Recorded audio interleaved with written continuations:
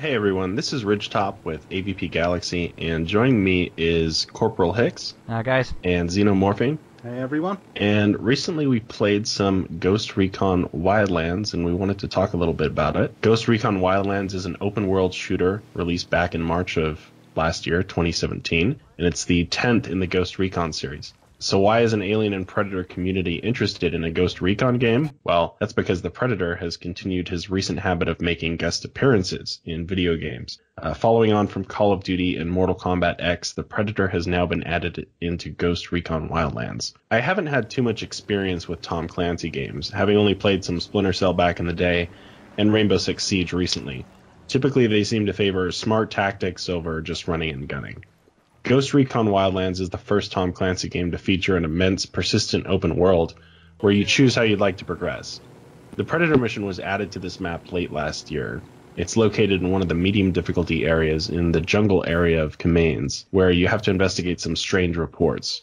The mission starts off by talking to a crying woman who seems to be something of a tribute to Anna from the original Predator film. Running around the location, you come across some skin bodies, a shrine of skulls, and a crashed Predator spaceship. There's the ominous bongo drums and Predator clicking to set the atmosphere during all this buildup. After this, you can head off to actually fight the Predator itself. The battle largely consists of the Predator running around cloaked, decloaking for a good old roar, shooting you with the plasma caster, or lobbing the smart disc at you. The fight itself is really difficult, and it took us a number of tries before eventually pulling it off. The Predator can put you into a down state with one shot from his plasma caster, where you'll need to be revived by your teammates.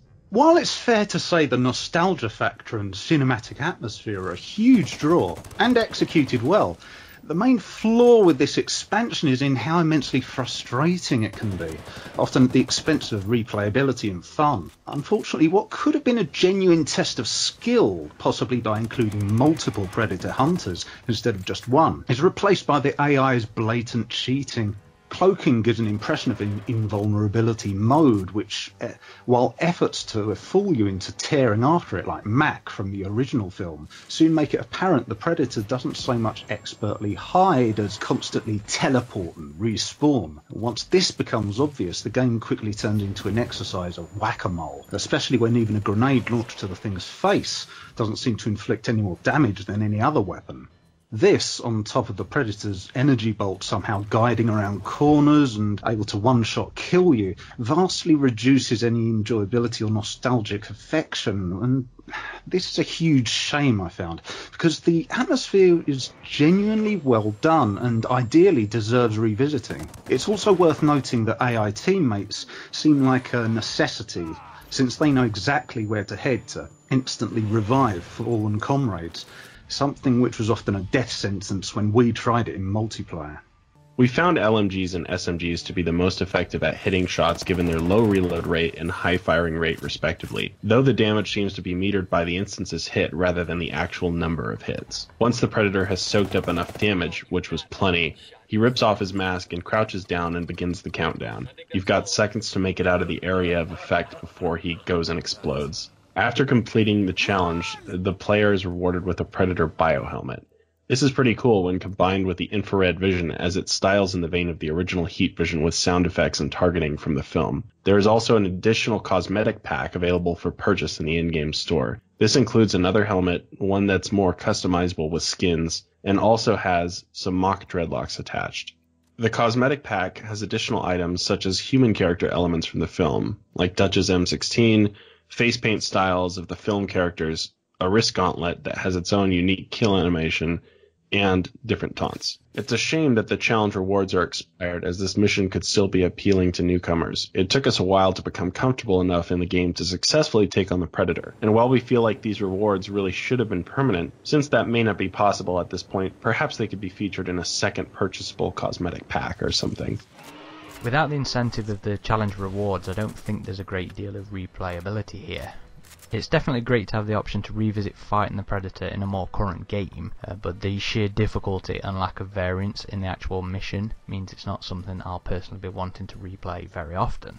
Now that said, it has definitely rekindled my desire for a new Predator game. It's been nearly 15 years since Predator Concrete Jungle was released, and I think it's about time we got a new one. Now granted, we've had the Predator show up in guest spots in recent games, and we had it in AVP 2010, but that is still 15 years since a Predator solo game. Now, I do think playing as the Predator gives more options than playing as humans fighting against them. I really do not think there's too much sustainability in playing an entire game from the human perspective. The Predator franchise is just begging for an open world, or even better, an open universe game. Concrete Jungle was originally envisioned as a more Grand Theft Auto style game, a more sandbox game, but was eventually stripped down. I think the open world environment is just perfect for the Predator, and I really hope that the interest that's been shown in Ghost Recon Wildlands and the Predator missions means we'll be able to see something like that in the future. The Predator character model, which was done by character artist Tom Izakin, recreates the classic Predator look from the original film. I'd call this the most faithful and well-crafted recreation of that look yet to be seen in games, and I highly recommend checking out Tom's ArtStation page to see some high-resolution images of his renders. We'll put a link in the description below. Well, it's definitely hard to get a clear look at him between hiding behind a tree or a rock or trying to blast him in the scant few seconds he was decloaked. That said, what we see of the Predator really did look fantastic. It's a very faithful recreation, and while I definitely love seeing the classic design and he's very appropriate to the jungle setting, I do think it's about time we started to have a variety of Predator designs used in these guest appearances. Wolf from AVP Requiem, or any of the designs from Predators, would have also been appropriate for the woodland, but personally as a fan I'd really get a kick out of seeing City Hunter or any of the Lost Tribe, or really any other Predator designs, just to give it a bit of a more fresh feeling. Although we likely wouldn't have played this game if not for the surprising aspect of the Predator's appearance, Ghost Recon Wildlands has actually held our interest as a co-op open-world tactical shooter, and we've continued to play the expansive main game as well. We definitely recommend it to fans of the genre, or just Predator fans who want to try the most faithful experience yet at recreating that feeling of being hunted in the original film. I don't think I would have given Ghost Recon Wildlands a go if it weren't for the Predator campaign, and I'm glad I did, as I've actually found it really enjoyable. Personally, I've mostly been playing PlayerUnknown's Battlegrounds and Battlefield of late, so it was actually a really nice change of pace to those games. I had a very different idea of what Wildlands was meant to be, and reviews in the wake of this Predator-themed edition were what ultimately enticed me in. The frustration factor will likely prevent me from ever wanting to replay that section, though, which is a shame, because I like the atmosphere and honestly wish it had been more fun. If a design strategy had been opted for, which didn't depend so much on cheating, I think I would have felt like it was a much more rewarding experience.